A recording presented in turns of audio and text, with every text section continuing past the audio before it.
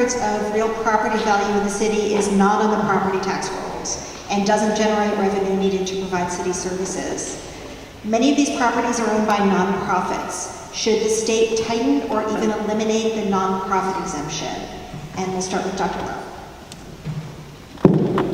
Rather than eliminating it, I would like to actually improve the criteria behind it.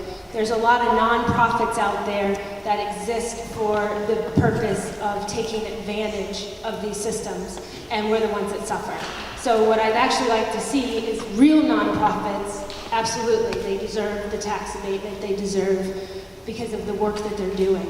But a lot of these social clubs and everybody nowadays wants to run out and create a nonprofit, and it's not doing us a service. So I would actually like to, instead of eliminating it, change the criteria, make it more strict, so that we're really only protecting the true nonprofits.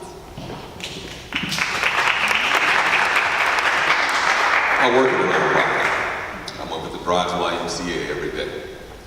The fact that nonprofits are given exemptions for property that they own, I think is a good thing. The problem is the devil is in the details.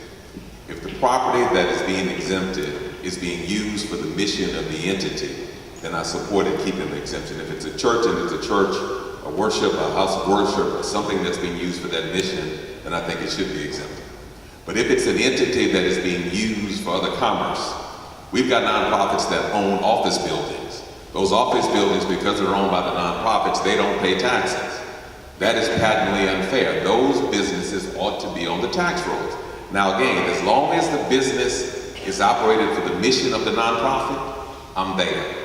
But revenue generating properties, I don't think should be exempt, and I think they ought to go back on the rolls.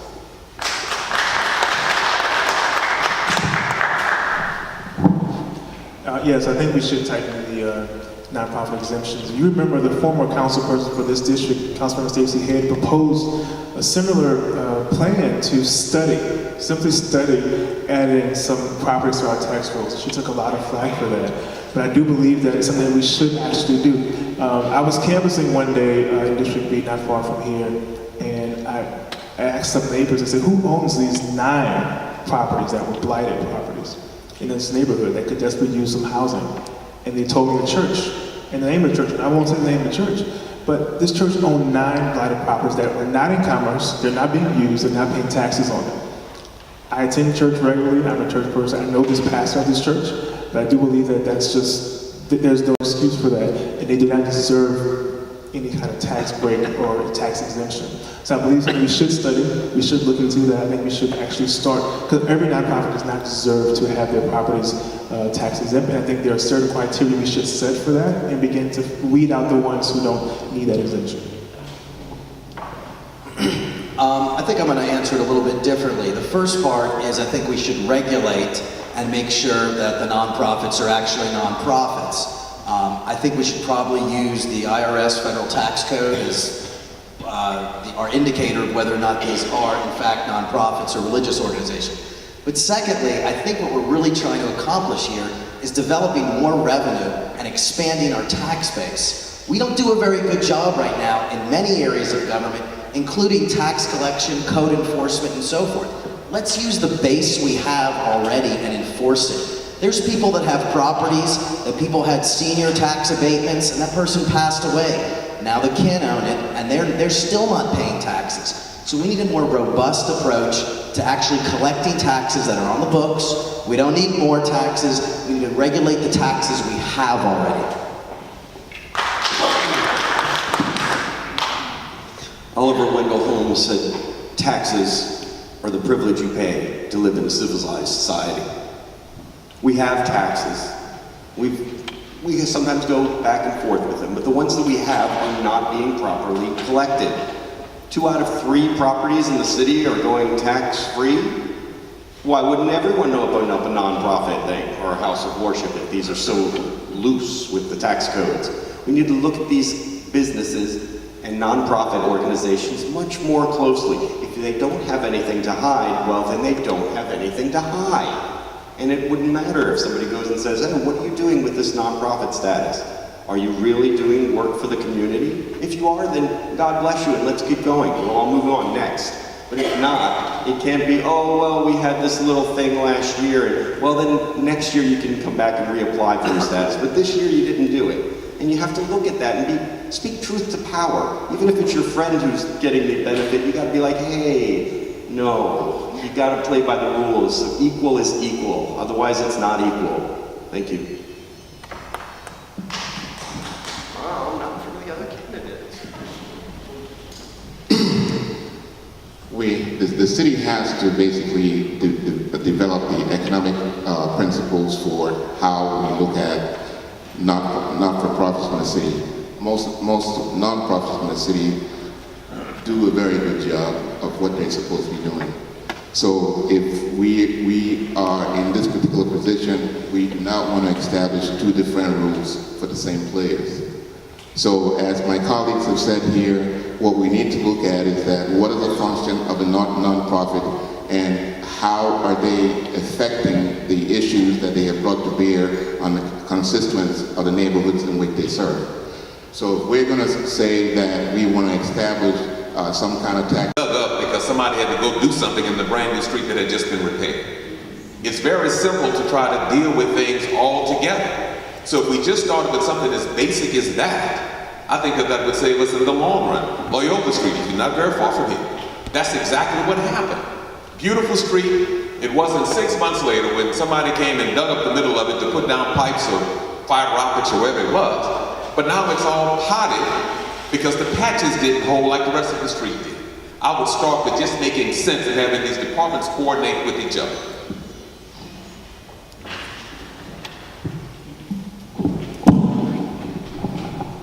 There's one area that comes to mind, has to do with our city's legal services. I met with some residents who live on Jefferson Avenue recently, and they're in the middle of this big CELA lawsuit because their homes and properties were damaged due to construction that the city engaged in on Jefferson Avenue. And right now, the city is fighting them in court, spending millions of dollars on attorney's fees to fight them in court, as opposed to settling with them for the damage that we caused. To me, that's a waste. When we plan our budget for capital projects and we're going to make construction on streets, we know that power driving will lead to cracks and foundations into your homes. Let's just have money set aside for that. Let's just plan to do it. Don't waste money fighting that. And that's what we're doing right now. That's one area of waste I think we should not waste money on and just settle with the people we caused the damage. We've talked about, there's tons of mismanagement all over, so I would go through that budget with a fine-tooth comb and figure out where the money's being spent.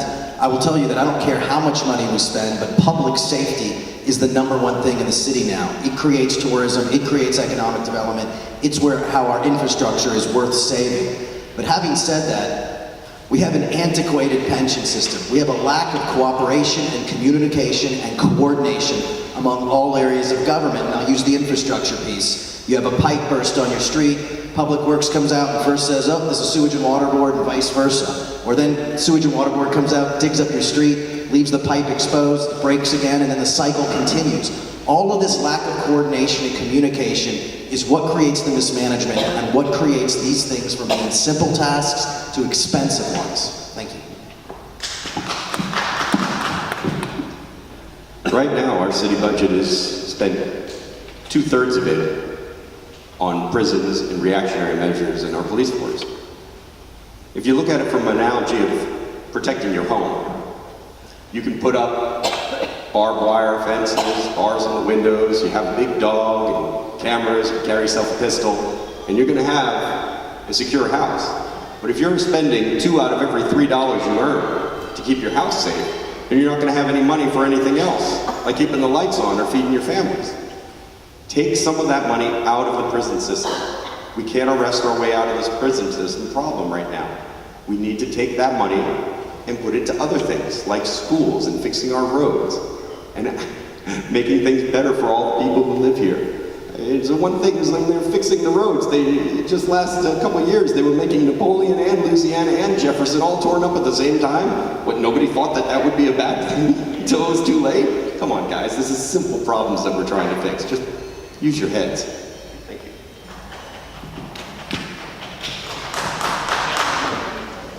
I think I talked about this earlier. when we're looking at waste in the city, I think that we should have tax dollars going to programs that enhance public services and serve the public interest. Education and family services should have a sizable income in funding first and foremost. This is where I think when we're looking at waste, when you talk about the Ernest S. Memorial Center, where we have $200 million in the kitty, and we have programs, after-school programs for kids in different communities here that are struggling for tax dollars. We have roads that are falling apart. We have issues with other dedicated services that look after the promise of people who live in these communities. We should be able to make sure that we are not putting money in a pot for something that is not essential, but looking at issues, at areas that are essential, like children's services, like schools and after-school programs. So I think it's a matter of being proactive and dedicating those resources to where they need to be. Thank you. I think one of our biggest issues in how we waste money is we don't look at the impact. And a lot of times we don't even bother to define the problem first. So we end up spending money, throwing money, and creating solutions to address symptoms rather than the actual root problem. So it becomes a long-term systemic issue as opposed to something we can fund one time, fix, and move on.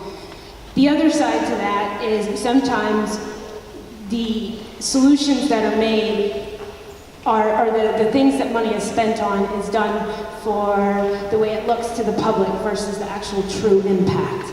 Down to the point where some things that have been implemented are illegal. NOLA patrol was illegal from the onset. It was a waste of money from day one, and they knew it. So this is where I think our government needs to be held accountable. If we're going to fund solutions, they need to actually address the real problems. And they need to have measurable, accountable impact on us and our lives, and not just a waste of money for political showboating.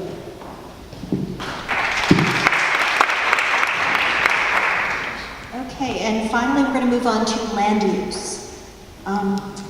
Start with this. Last year, the New Orleans City Council passed an ordinance allowing whole home